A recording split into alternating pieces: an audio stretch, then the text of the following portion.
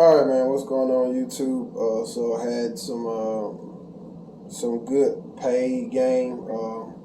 I happened to run across a 6'2". Of course, these people had heard a noise and kept riding it. They ended up breaking the rod. The rod was like actually upside down, sitting in the motor. But nevertheless, core motor. And people just asked me about some just basic prices, and per se, it's kind of like some of this stuff is so high. It's like I don't even feel like talking to people about it for free. I just say 10,000 north.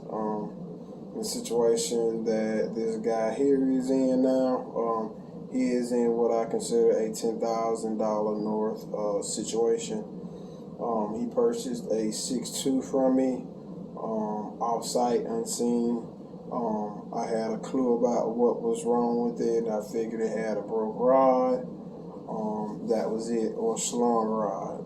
It happened to be both. It slung and then it broke.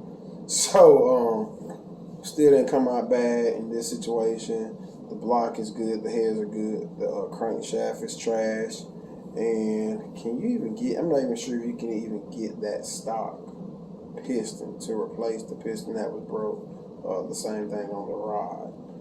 So in this situation, it's going to end up taking a crank, rods, and pistons. So perfect candidate for a stroker motor. This situation here, we're already at a 376, so getting into the fours and some change.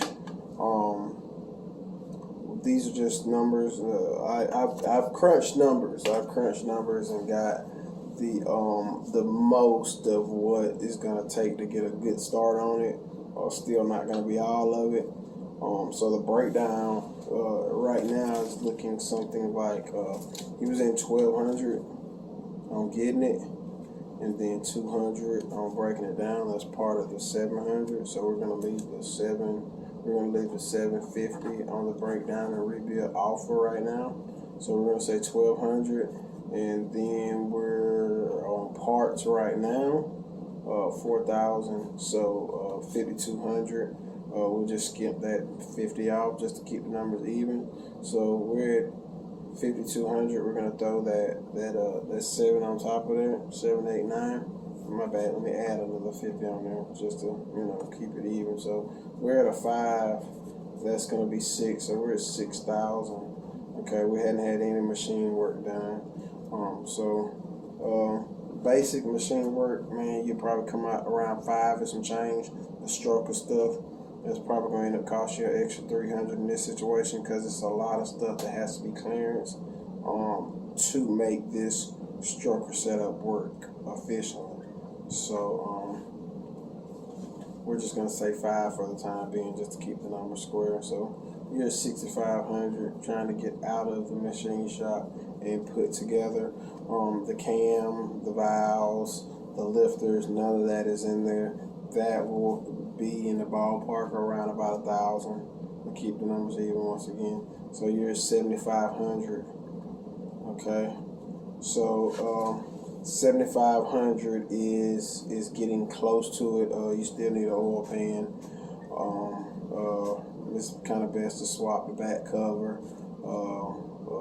valve covers, stuff like that. Small stuff that you kind of want to make it your own, customize it, have it looking nice. Just getting it running, I'm seeing anywhere from $7,500 to $8,000 all day long. Because you think about, like, this does not include, a starter, which is $100, a flex plate, which is $100, a balancer, which is pretty much $100. So you add that up, you're at an easy $8,000. So now let's talk about trying to actually get this thing here to run. Even if you go the cheap route and you go with a carb setup, man, the carb box and intake is going to cost you every bit of $800, and you put a carburetor on that, you might as well say, I don't know, 12, 5, 13, somewhere in that ballpark. You may already have a carb, cool, fine, dandy, whatever. Still need a fuel pump, regulator, fuel line, all that stuff just to get it crunk up. So On the cheap side, we're gonna say $1,000. So that's like $9,000 right there, and that's just to get it crunk up. We still don't have any accessories at all. Nothing on the front of it. So the kit that I know everybody would like, that I put on eRealist call, shout out to eRealist, is $2,500. So that's the kit that I know everybody wants. You're not gonna be able to find this 2001 Camaro and swap it, or 2013 Camaro front end and swap it. That stuff doesn't always work. You know what I'm saying? So for the kit, that everybody wants, it's like $2,500. So that's putting you at 11.5. That's putting you at 11.5, and you still hadn't ran any fuel filters, fuel line, actually on the car. That's just, hey, we can get a pulley system, we can run it with water, on the stand, check everything out, and look for leaks with the carburetor. If you decide to, do fuel injection instead of a carburetor, now you're looking at least 500 for intake without rails. You start looking at injectors and adapters for that. That can cost you $500. That's $1,000 just getting a good intake. It might be more than that. If you get something like a fast, it could be $800. Then fuel rails and injectors on that. You could be close to $1,500. So we'll go from that 8 and just go $1,500 on top of that. Highly ECU, $2,000. So that's an extra $3,500 on top of that. So that puts you 10, 11, 12. That puts you at 12.5, getting closer to 13. Because then you have to, of course, buy a more expensive fuel pump. To feed that. You start getting into the $500, $700 deal just to get a fuel pump without filters and stuff. So you could easily be 14.5, getting closer to 15, because you're already at 13.5 without the pulley system. Like I said, that I know everybody wants $2,500 for one of the cheaper ones. So you take 13.5, put 25 on top of it. Hey, we're at 1,600, not 1,600. We're at $16,000. And that's still not in the car running. That's on the ground with your fuel injection setup, your hoses, your pulley system. We're able to run water through it on the stand, check for leaks, and make sure everything else is good. That's not including oil. I'm throwing these numbers out. They can vary like this or that. Just thinking about it, you'll mess around and spend $120, $130 in oil, good oil and filter. I like to buy extra filter, swap it after the first couple of cranks. After that, you might as well buy 2 oil changes, swap the filter. After a couple of runs, I like to change the oil, get all the debris out of it. On top of that, you're still looking at extra brake-in stuff, brake-in additives. I like to do spark plugs, spark plug wires, coil packs, headers. I have to charge to hook this up to run. Doing exhaust, you got headers. You want, I want to see what it sounds like with this muffler. Okay, these are the headers that I got. Okay, here we got to be able to hear it run, let it run. Water, you don't want water through your block. Antifreeze, you got to pay for antifreeze. You got to pay for gas. Nothing's free. The 750 is just that. It's just a breakdown and a rebuild. I will crank, but it is a good idea to pay the extra money to have it run longer on the stand, check for leaks and all that stuff. Gaskets fail, parts fail. It's just some stuff you cannot help.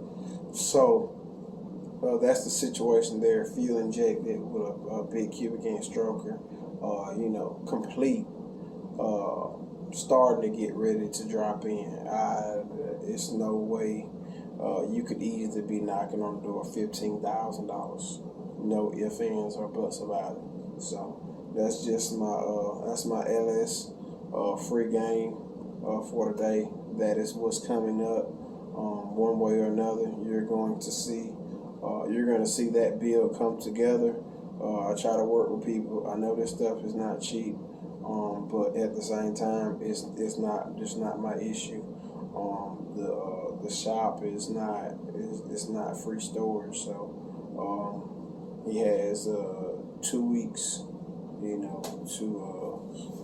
it gives them a week to come up with the money, gives them a week to get the parts too. And after that, it's kind of like, hey, we're at the process of starting to go, together. So gonna need, we got half the $750. We're gonna need that on the labor. I have to have all of the machine work money up front. I'm not taking on anybody's stuff. Just I don't want something to come up and then you say, oh, I don't have the money, because I'm not letting it sit in the machine shop. I'm gonna get it out, and when I get it out, it's gonna be mine. And I don't feel like going back and forth with anybody. So you're gonna pay for your machine shop stuff up front. You run out of money after that, then come get your stuff. Not doing free storage. I understand stuff happens. You pay for storage, or you can come get your stuff. So I'm running a business. It's gonna work like a well-oiled machine. So that's what's coming up, man. Be showing that. Be doing some more recranks. Got somebody said they want a big block, so I'll possibly doing another recrank on the big block, man. And let some people come through, letting them rev on it maybe a little bit.